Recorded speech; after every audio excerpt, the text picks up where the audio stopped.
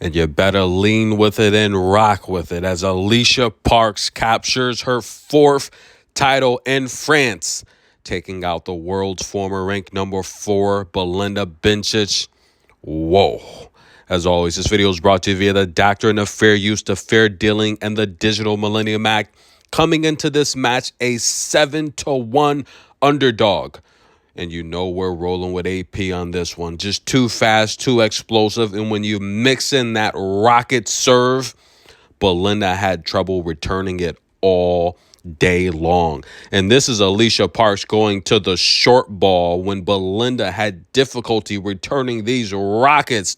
Let's take a look, ladies and gentlemen, as Alycia Parks walks off in the third set up 5-love, going for the bagel. Ouch.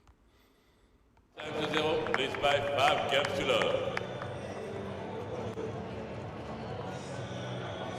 A little bit of razzle and dazzle. Alycia Parks would go up 5-love, and from there, Belinda just won it out. That's right. Alycia Parks would get the break to seal the deal, and she is your Angers France champion, two-time champion here. Also doubles champion with Zhang Shui in 22. That's right. She won the singles and the doubles title. Claire Buell won it last year. And Alycia Parks is now the champion again. And don't forget her first main tour championship. She took out world's ranked number 4 Caroline Garcia in Lyons, France. Bonjour, comment allez-vous?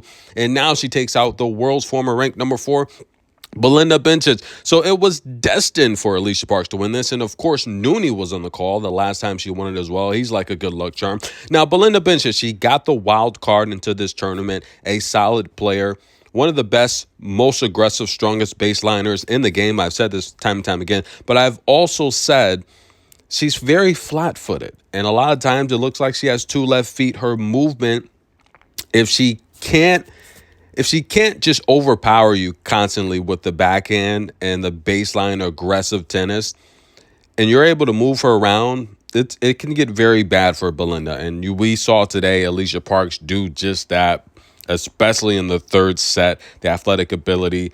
Belinda was nowhere near these winners. And for Alycia Parks to be a 7-1 underdog, that was a joke to me. Of course, we rolled with AP. Now, listen, Alycia Parks got hot to end this season. This was an amazing tournament she played here, and she's going to be hanging around that 85th, 86th spot, approaching big game Sophia Kenin.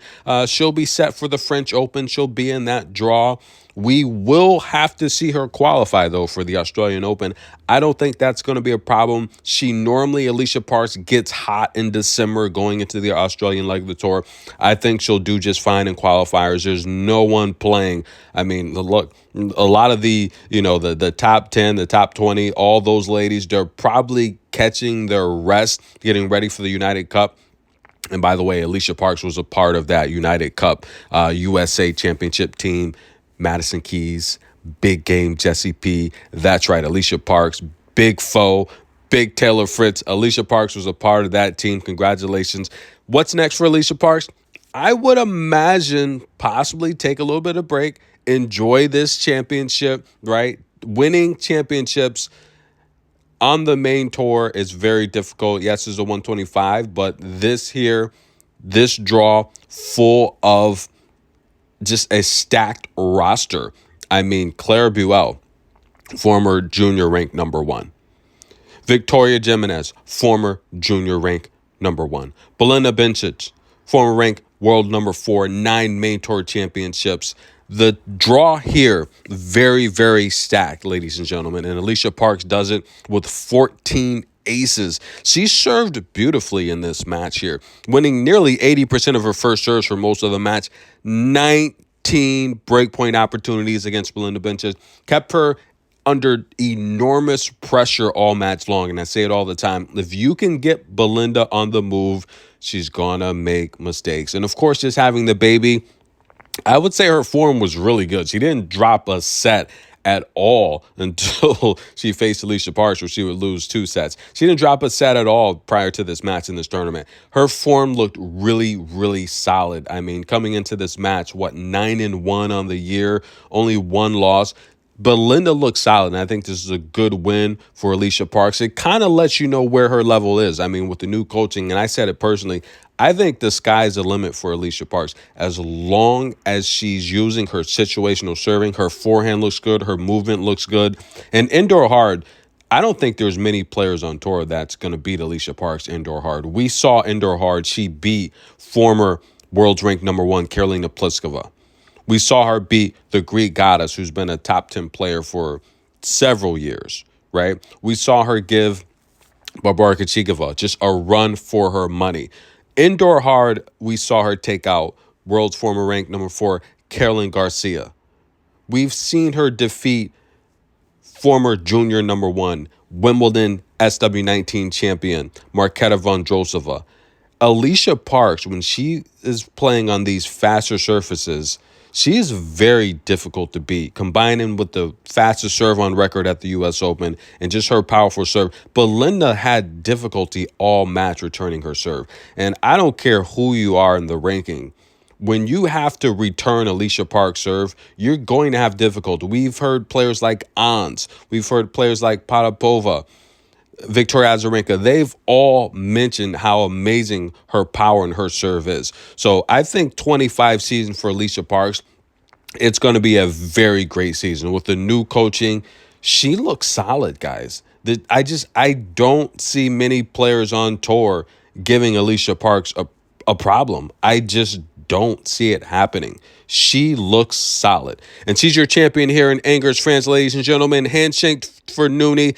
All smiles for Alycia Parks. It's good to see Alycia Parks smile, ladies and gentlemen. A beautiful smile. Show those pearly whites. The ladies exchange a beautiful handshake. That's $13,000. Can we get these ladies a pay raise, WTA? We're raking in the millions. Look, what do you guys like? What do you think of my idea? So my idea, I've been saying this for several years now, is I think that whoever, in particular, let's pivot to Saudi Arabia, okay? Record-breaking purses there. I think the tour should write in the agreement, Saudi Arabia, if you want to host our WTA finals, then we need a $10 million commitment just for the overall improvement of the tour. If you rank and you finish the season ranked within the top 100, 1 to 100, then you get a $100,000 bonus. What do you guys think about that? I think Saudi Arabia, make them pay for it. Make a sponsors, whoever, pay for it. I think if you are inside the top 100, you should receive a $100,000 bonus at the end of the year. I want to see these ladies continue to earn money, continue to grow and prosper, because coaching is key for these ladies. If they have the disposable income, they can improve their game, they can improve their training, their health, their nutrition, everything, their recovery.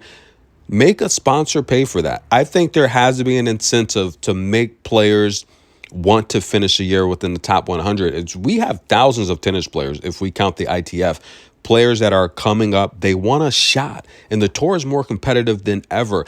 I want to see some type of incentive that makes the players maybe ranked 101, 200, 300, 400 start to really get competitive. And when we're talking about qualifying for these slams, the players that are ranked like 125 to 180, that's a really competitive match in these qualifiers for these slams. I want to see these players take it to the next level. You put in that incentive like that. You finish the season ranked 100 or less, you get a $100,000 bonus. And yeah, we know the top 10 players, they're all set. They are already set. We know that. But again, that's an extra incentive for everyone just to keep it fair. And that could be something that they can do and something special for their team, right? If you're a top 20 player, would you really need that incentive? Yeah, some of them do. Not everyone's Coco, the top highest earning female athlete in the world. That could be something that you could do nice for your coach or your team or your staff. But I think that's what the tour should do. Alycia Parks wins. She's a champion here. That's a beautiful trophy, by the way. I know you guys are going to possibly bring this up.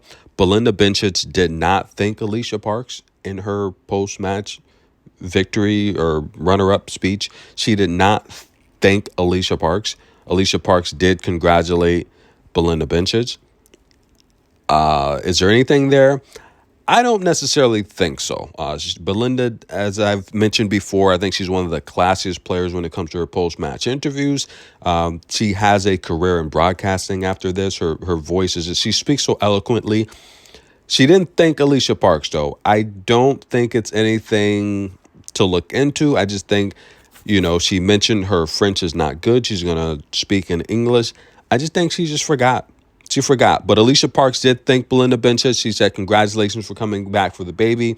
I hope, congratulations from coming back, after having your baby. And I hope you continue to play well. So Alycia Parks had great words, beautiful words for Belinda. Belinda didn't address Alycia, but I'm not going to look into it. I think that maybe she just forgot. She wasn't necessarily nervous, but nonetheless, Alycia Parks wins. Classy. She's smiling. Beautiful smile. It's good to see her smile. And she just dominated this tournament. Watch out for Alycia Parks in the 25 season. I'm your host, Good Energy. We're going to head to Brazil, where we have Maya Chowin-Linska. She's going to be taking on Carly in the championship match. A little bit of rain on the forecast. They might be able to squeeze that in. That's going to be a good match. I'm excited. We'll see you soon. Tennis in a minute. Thanks for all the love and support. Alycia Parks. She did it, guys.